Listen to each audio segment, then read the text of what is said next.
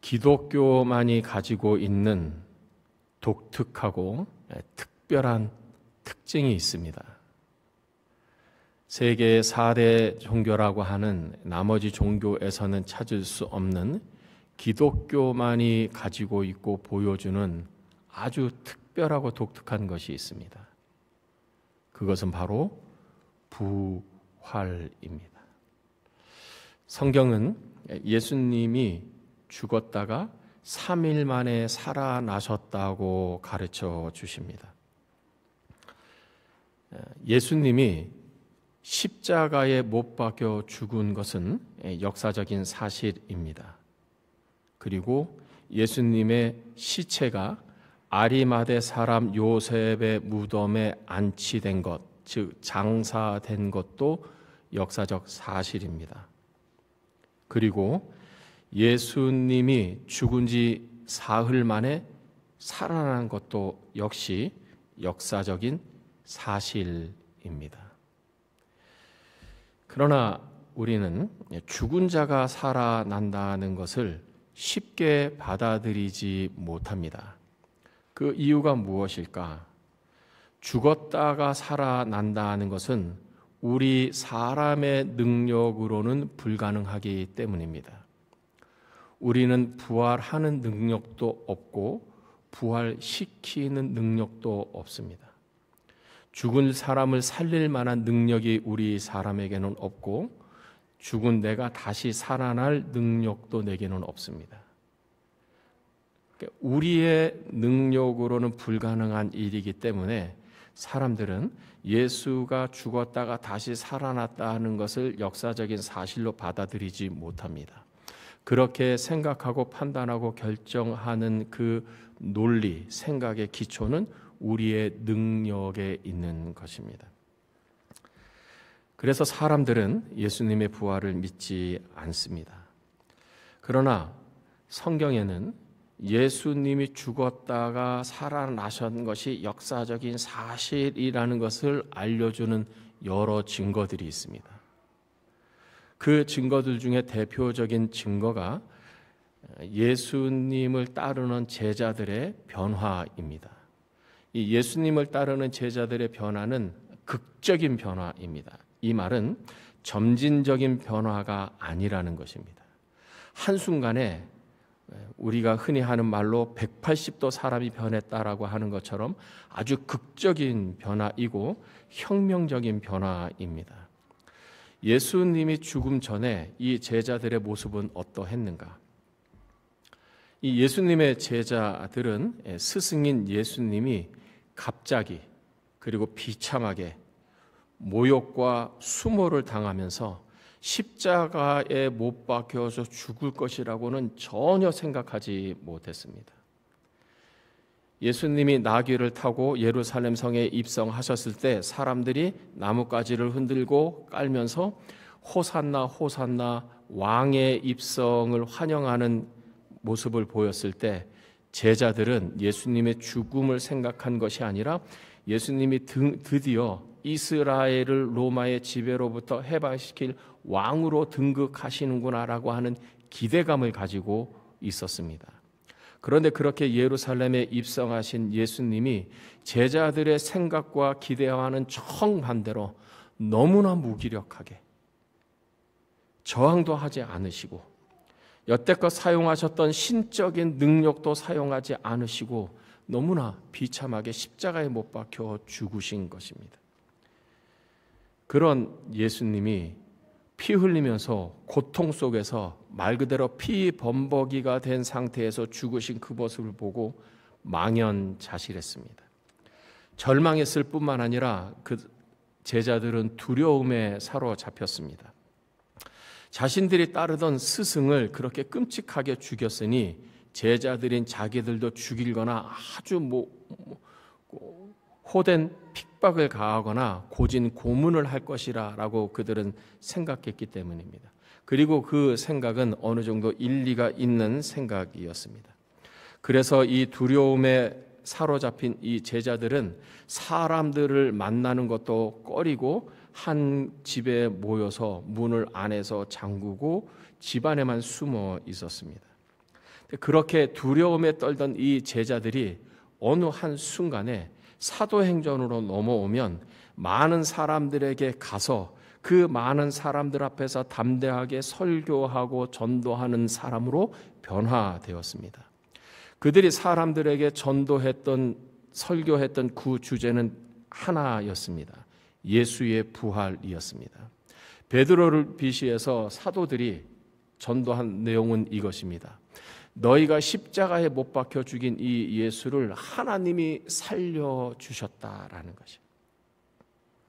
너희가 십자가에 못 박혀 죽은 그 예수가 다시 살아나셨다. 제자들은 이 예수님의 다시 살아나심, 이 부활을 전한다는 이유로 감옥에 갇히기도 하고 채찍으로 맞기도 했습니다. 고문당했다는 것이죠. 그럼에도 불구하고 이 제자들은 굴복하지 않고 계속해서 예수의 부활을 전했습니다. 기독교 초기의 이 기록에 의하면 이 제자들은 이 예루살렘과 유대 지역에서만 예수 부활 복음을 전한 것이 아니라 남쪽으로는 에티오피아까지, 북쪽으로는 저 멀리 영국과 더 먼 동쪽 아시아 지역의 나라에들 가서 예수 복음, 예수 부활을 전하고 그곳에서 순교했다라고 기록하고 있습니다. 왜? 두려움에 사로잡혀서 집 안에만 있던 이 제자들이 많은 사람들에게 가서 담대하게 고난이 있고 고통이 있고 핍박이 있고 죽을 위험이 있는 가운데도 그것을 무릅쓰고 왜 예수 부활 복음을 전했을까? 왜 제자들이 이렇게 갑자기 전혀 다른 사람이 됐을까? 비겁한 겁쟁이들이 어떻게 담대한 복음의 용사들이 됐을까? 이들이 어떤 일이 일어났기 때문에 예수가 부활했다는 이 부활 메시지, 복음을 전했을까? 획기적으로 변한 것은 무엇이 있었을까? 간단합니다. 이 제자들이 부활하신 예수님을 만났기 때문입니다.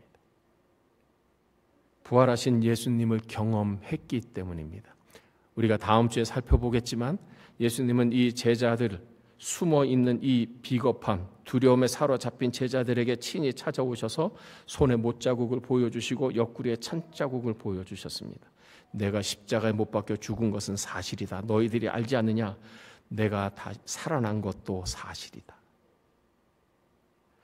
제자들이 부활하신 예수님을 만났습니다. 삶으로 경험한 것입니다.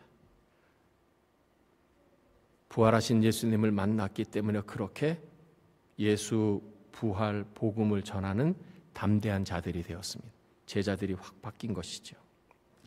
그렇다면 예수님의 이 부활이 왜 중요한가?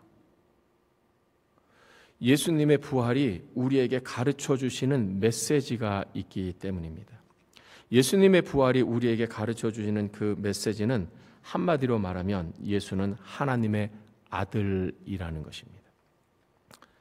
죽었다가 살아나는 것은 사람이 할 수 있는 능력이 아닙니다. 조금 전에 말씀드린 것처럼 우리는 다른 사람을 부활시키는 능력도 없고 우리 인간은 죽었다가 다시 살아나는 부활의 능력도 없습니다. 이것은 우리 인간의 능력을 초월하는 것입니다. 만약에 어떤 사람이 죽었다가 살아났다는 것은 하나님께서 그 사람을 죽었다가 죽은 자를 살려주셨다는 것입니다. 거기에는 신적 개입이 있는 것이고 하나님의 능력이 그 사람에게 역사했다는 것입니다. 왜냐하면 죽은 자를 살리는 것은 하나님만이 하실 수 있는 능력이기 때문입니다. 그런데 예수님이 죽었다가 살아났다는 것은 하나님이 이 예수님을 죽음 가운데서 살리셨다는 것입니다. 하나님이 예수님을 살리셨다는 것은 하나님이 예수님을 인정하셨다는 것이고 그 인정은 바로 예수님이 말한 예수님이 하나님의 아들이라는 것을 하나님이 인정하고 선포하는 일이라는 것입니다. 그래서 우리가 이번 한 주 동안 암송할 로마서 1장 3절 4절에는 이렇게 말씀합니다. 그의 아들에 관하여 말하면, 여기서 그는 하나님을 말합니다. 하나님의 아들에 관하여 말하면 육신으로는 다윗의 혈통에서 나셨고 성결의 영으로는 성결하신 하나님의 영, 하나님으로 말하자면 죽은 자들 가운데서 부활하사 능력으로 하나님의 아들로 선포되셨으니 곧 우리 주 예수 그리스도시니라. 죽은 자들 가운데서 부활하셨다. 전능하신 하나님, 부활의 능력을 가지고 계신 그 하나님이 예수님을 죽은 자 가운데서 부활시키셔서 부활시킴으로 말미암아 이 예수가 바로 내 아들이다라고 사람들에게 선포하셨다. 그분이 바로 우리 주 예수 그리스도다라는 것입니다. 예수님의 부활이 중요한 것은 이 부활을 통해서 우리에게 하나님이 가르쳐 주시는 메시지, 알리는 메시지, 즉 예수는 내 아들이다, 하나님의 아들이라고 하는 것을 선포하고 증명하는 것이기 때문입니다. 이 부활이 예수님의 하나님의 아들이심을 가르쳐 주는데, 이것은 더 나아가면 예수님의 이 부활은 예수님의 하신 이 말씀이 하나님의 말씀이고 하나님의 인정을 받은 말씀이고, 그렇기 때문에 이 예수님이 하신 말씀은 진리요 사실이라는 것입니다. 우리는 마태, 마가, 누가, 요한복음에서 예수님께서 하신 말씀을 우리는 기록된 문자 형태로 보게 됩니다. 예수님이 자신에 대해서 하신 말씀이 무엇입니까? 요한복음 10장 28절, 내가 그들에게 영생을 주노니, 예수님이 그들에게 영생을 주노니 영원히 멸망하지 아니할 것이요. 예수님이 말씀하셨습니다. 영생을 준다. 요한복음 11장 25절, 예수께서 이르시되 나는 부활이요 생명인, 나를 믿는 자는 죽어도 살겠고. 예수님이 자신에 대해서 말씀을 하셨는데, 예수님은 영생을 주시는 자이시고, 누구에게 영생을 주시느냐? 나를 믿는 자에게는 죽어도 죽지 않는 다시 살아나는 영생을 주시겠다라고 약속하셨어요. 예수님의 이 죽음, 부활이 우리에게 주는 그 메시지는 하나님의 아들이시고, 그러하시기 때문에 예수님이 하신 말씀은 하나님의 말씀이고 하나님의 말씀이기 때문에 진리고 사실이라는 것입니다. 예수님의 이 부활의 메시지가 우리에게 주시는 것은 무엇인가? 믿으라라는 것입니다. 예수님이 누구에게 영생, eternal life, 영원한 생명을 주십니까? 영원한 생명이란 무엇입니까? 영원하신 하나님께서 주시는 생명입니다. 영원하신 하나님의 나라에서 살 수 있는 생명입니다. 하나님의 나라의 생명, 천국의 생명입니다. 예수님은 이 모든 것을 누구에게 주시겠다고 약속하셨습니까? 나를 믿는 자. 예수님을 믿는다는 것은 무엇을 믿는 것을 말합니까? 예수님이 하나님의 아들이심을 믿는 자. 그 하나님의 아들이 나를 구원하기 위해 나 대신 십자가에 못 박혀 죽으셨습니다. 그래야 나의 구주가 되심을 믿는 자. 결국 예수님의 부활의 메시지가 우리에게 가르쳐 주시는 것은 이것입니다. 예수를 믿으라. 그러면 하나님의 생명을 얻게 될 것이다. 하나님의 나라에 들어가게 될 것이다. 이곳에 함께 예배드리는 모든 분들은 영생을 얻는 줄을 믿습니다. 아직 영생에 대한 확신이 없다면 이 시간에 고백하십시오. 저는 예수님을 믿습니다. 예수님이 하나님의 아들이심을 믿습니다.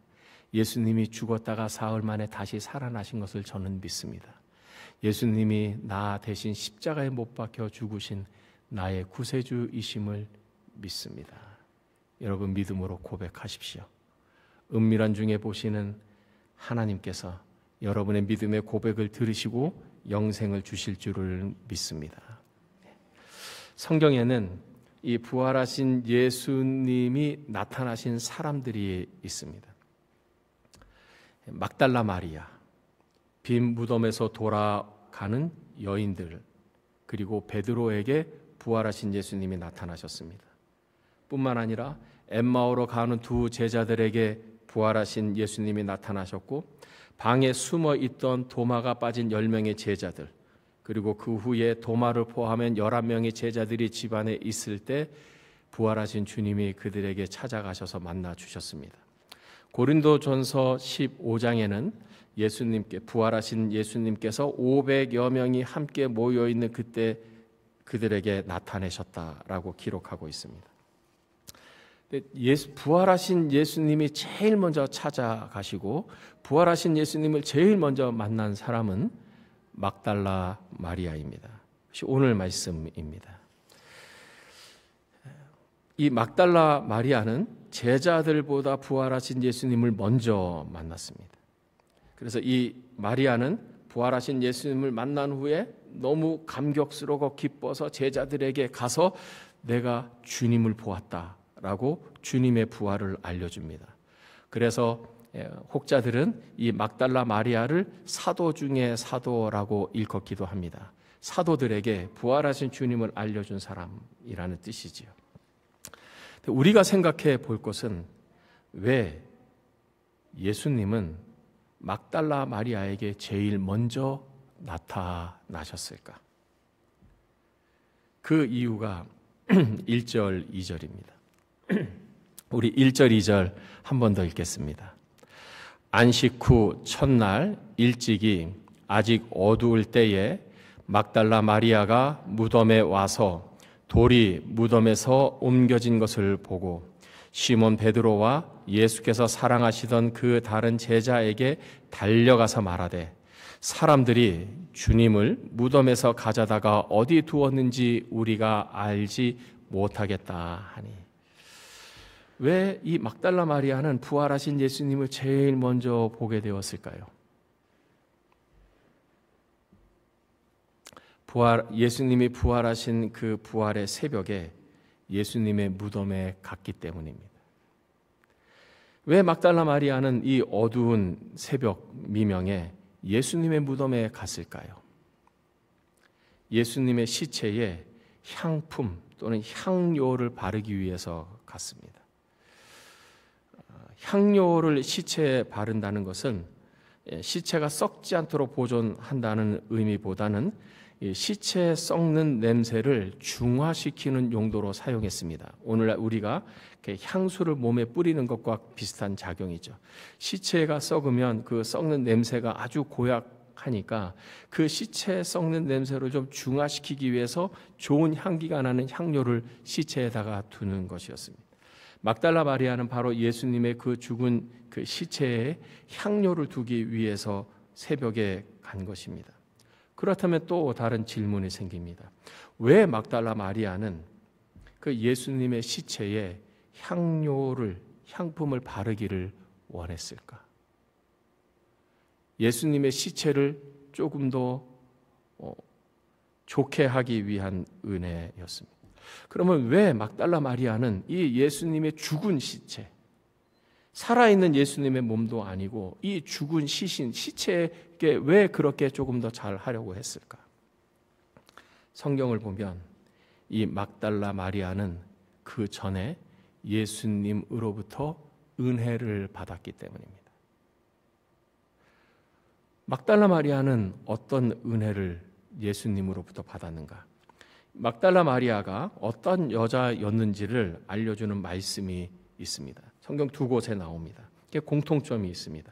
누가복음 8장 2절. 악귀를 쫓아내심과 병 고침을 받은 어떤 여자들 곧 7 귀신이 나간 자 막달라인이라 하는 마리아와. 마가복음 16장 9절입니다. 예수께서 안식 후 첫날 이른 아침에 살아나신 후 전에 7 귀신을 쫓아내어 주신 막달라 마리아에게 먼저 보이시니. 이 막달라 마리아를 설명을 하는데 막달라 마리아는 어떤 사람이었는가? 예수님을 만나기 전에 7 귀신이 들어간 귀신에 잡힌 자였다라는 것입니다. 우리가 성경을 통해서 이 당시에 귀신 들린 사람이 어떤 행동을 했는지를 알 수 있습니다. 마가복음 9장에 보면 귀신 들린 아들이 그 아버지가 귀신 들린 아들을 둔 아버지가 그 귀신 들린 아들을 예수님께 데려옵니다. 예수님이 이 자기 아들에게 들린 이 귀신을 쫓아내 주기 위함이죠. 어떤 일이 있었느냐 묻습니다. 아버지가 아들에게, 귀신 들린 아들에게 이런 일이 있었다고 말합니다. 불에도 던지고 물에도 던집니다.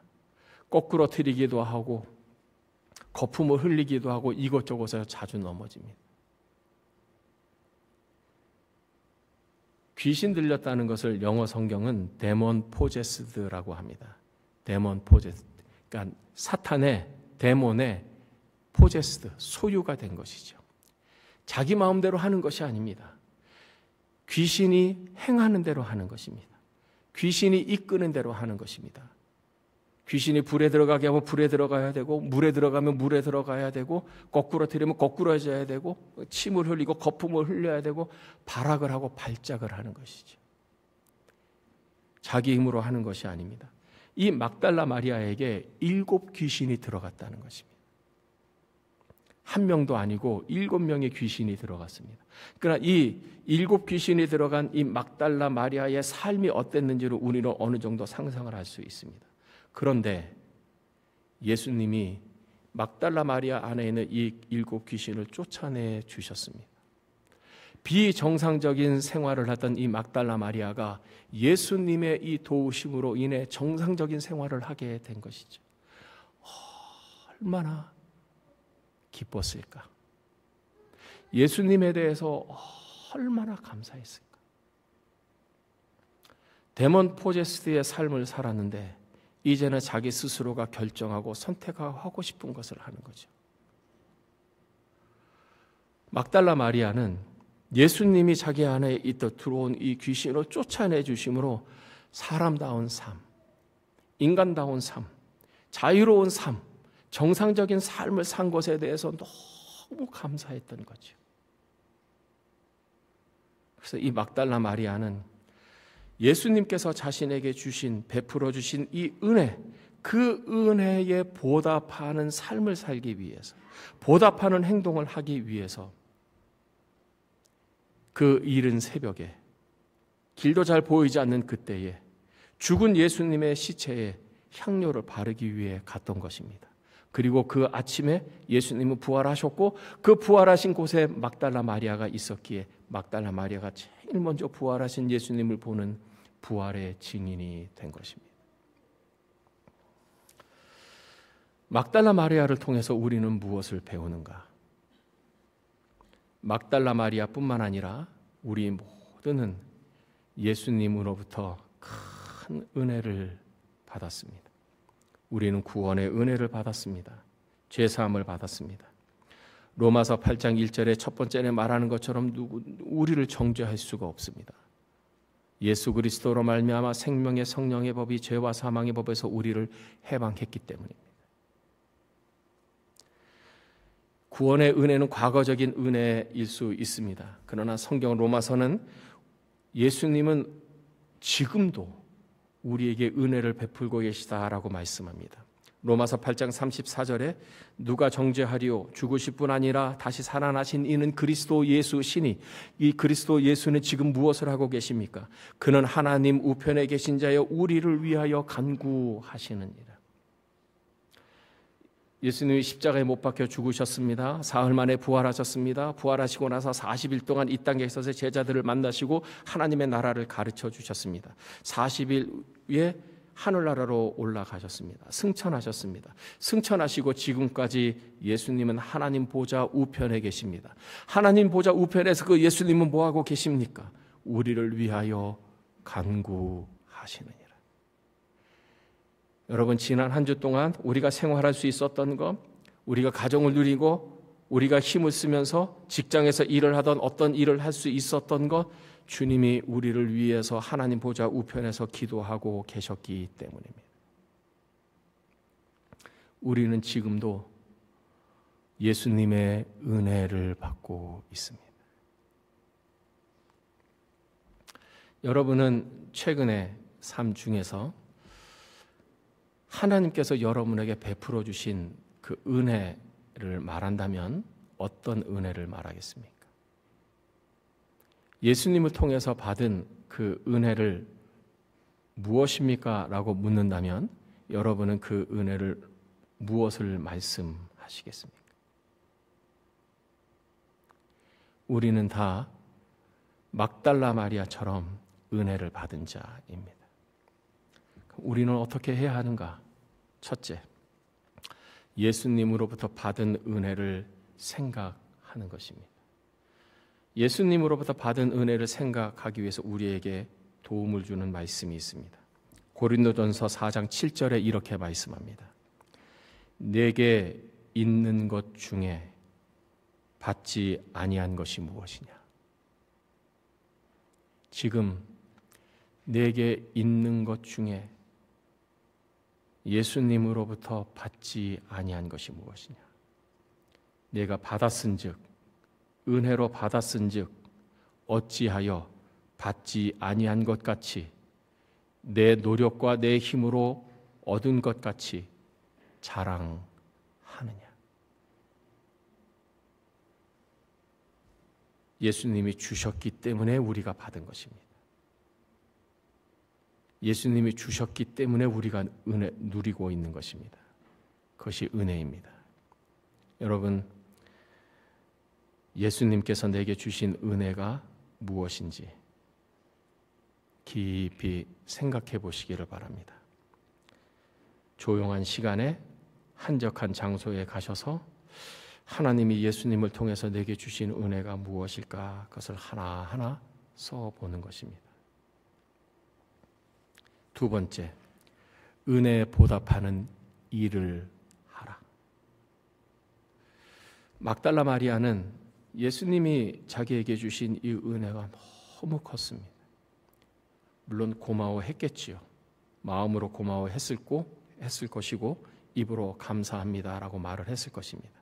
그러나 막달라 마리아는 거기서 끝나지 않았습니다. 어떻게 하면 내게 은혜를 베푸신 이 예수님께 은혜를 보답할까? 내가 무엇을 하면 좋을까? 행동을 생각했다는 것입니다.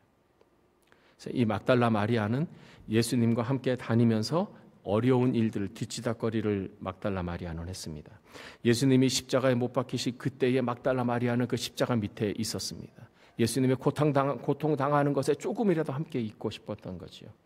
예수님이 장례를 치를 때에도 막달라 마리아는 같이 있었습니다. 부활하시는 그때에도 향료를 바르기 위해 예수님에게 갔습니다. 행동했다는 것이죠. 은혜에 보답하는 일을 하십시오. 성경을 우리가 읽어보면 성경이 구원받은 우리들에게 강조하는 것이 있습니다. 행위입니다. 여러분, 말로는 누구나 할 수 있어요. 마음으로는 누구나 할 수 있어요. 성경이 하나님이 우리에게 기대하시고 원하신 것은 몸입니다. 몸을 드리고 그 몸으로 행동하는 것입니다. 여러분께 질문 드리겠습니다. 여러분은 받은 은혜에 보답하기 위해 어떤 일을 해야 합니까? 어떤 행위와 행동을 하셔야 합니까? 몸을 드림으로 행동함으로 그 은혜에 보답하는 삶을 사는 우리 모두가 되시기를 주님의 이름으로 축복합니다. 기도하겠습니다.